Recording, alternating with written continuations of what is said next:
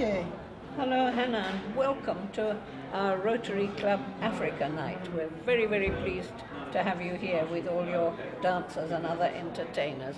And you've set up a beautiful exhibition for us as well. I'm really grateful for the trouble you've taken. Thank you. I just want to say how beautiful you look in your Nigerian attire. Well, and you look beautiful in your Ghanaian attire. You're Right. up and down. Yes. I have always wanted to hear more about your life in the Gold Coast before it Yes. became Ghana. Well, I cannot dare to tell you when I first went to the Gold Coast. It was 1949, a very long time ago now. And I was very lucky. I'm very glad. I've traveled around Africa. I've worked in 6 different countries, and I've visited many more and done odd jobs. But my heart is still back in Ghana. I have a second huge affection for Nigeria, but I still remember with great love my days in Ghana. And I hear you got to meet our first Prime Minister and President, my most favorite person. Oh, Sajifo Kwame Nkrumah. Yes, I met him a number of times. I nearly got into hot water at first because I'd only been 2 weeks in Ghana, and he was invited by the university to give a lecture, and that was when he'd only just came back from exile. It was before he got in jail or anything like that. And he gave a very good talk, and I was to give the vote of thanks. And I gave a very enthusiastic vote of thanks. And afterwards, the special branch came after me and said, "You shouldn't be talking like that about this man." So that was my first meeting with him. But I started enthusiastic and I continued enthusiastic. And he used to come occasionally and pass. I lived in the village in the bush, and he occasionally, when he was traveling, he used to come and pass by.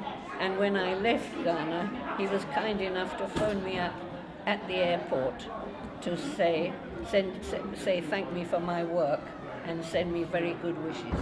That's fantastic. So I have a fond memory of Kwame Nkrumah. Yes. And a number of those other politicians, that some of them are now not so well remembered, but there were a lot of them. They did a very good job.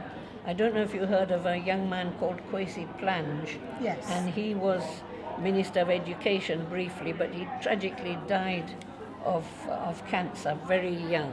And I still treasure, I've got a letter that he wrote to me before he was dying, and it's a very touching letter.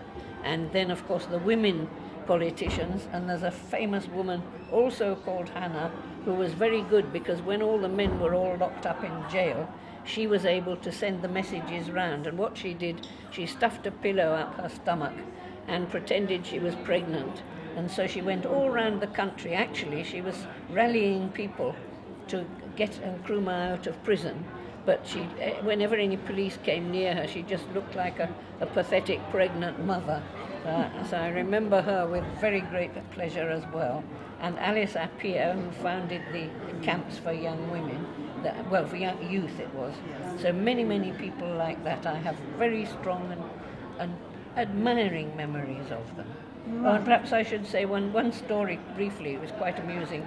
There was a young woman called Akwa Asabia. She was only about 18 years old, and she was a sort of cub reporter on Nkrumah's newspaper. And she came to a class I ran for women to try and empower women in Ghana. And one week she didn't come. And I said, "What's happened to Akwa?"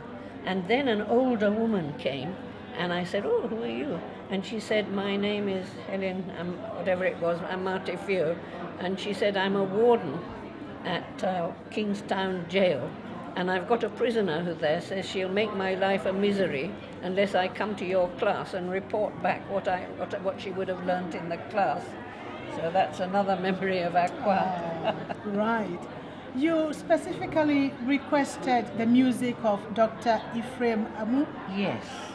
Can you tell me why? Well, because I think his music is very beautiful. I still wish that Ghana had for the national anthem Yenera Assassini. He was a very, very talented musician, and also that the music was a wonderful mixture of traditional African and German chorale, because he was trained by the German missionaries. And he really did produce some wonderful music. There were some others as well. There was a very talented group of artists and writers and musicians. Right. But I remember Amu very specially because he wrote so beautifully. Yes, his music is just timeless, isn't it? It is. I love his music. His music was part of my childhood. Ah, there you are. Yes, and I recently spoke to his daughter, Oh. Miss Onuamu, Oh. and asked permission if we could use his music Oh, for this event. So touched. Oh, I'm very grateful. Yes, for and that. she graciously agreed, gave permission Isn't that that we wonderful? should use the music. You also met a lot of the early politicians in Ghana. Yes. Who else do you remember? Well, of course, there's the famous Crowboy Duce, Yes. the famous Crowboy Duce who went around selling brain pills. I don't know what they were, aspirins or whatever.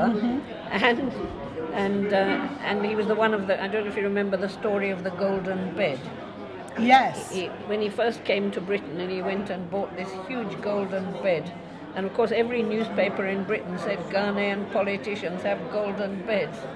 But he was a character, and in fact, he was quite funny because we were at some conference together in London. I think it was his first visit, and he went on the underground, and we waited, and he didn't come. And he'd got on the inner circle, and he thought the train would come to an end, and he should get off at the end. And of course, it didn't come to an end. It went round and round and round. Of course, the circle There was line. a circle line. Well, he didn't figure that out. So he said, "Kai," he said, "what a terrible place this is." He said, "This train never came to an end."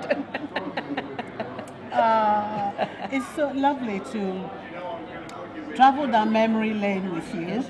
Those days were when I was growing up. And it is very interesting that Nkrumah came back to Ghana in 1949, the year I was born. There you are. And I have got everything sort of written in my speech, which I will be telling everybody about. Oh, I'm delighted And about that. I am glad that you were in Ghana the year I was born. Oh, And I have there the you are. wonderful privilege of getting to know you and to conduct this interview. Well, thank you very much, Hannah, and all the very best, and thank you for all the help you're giving us. Thank you very much. Thank you very much too.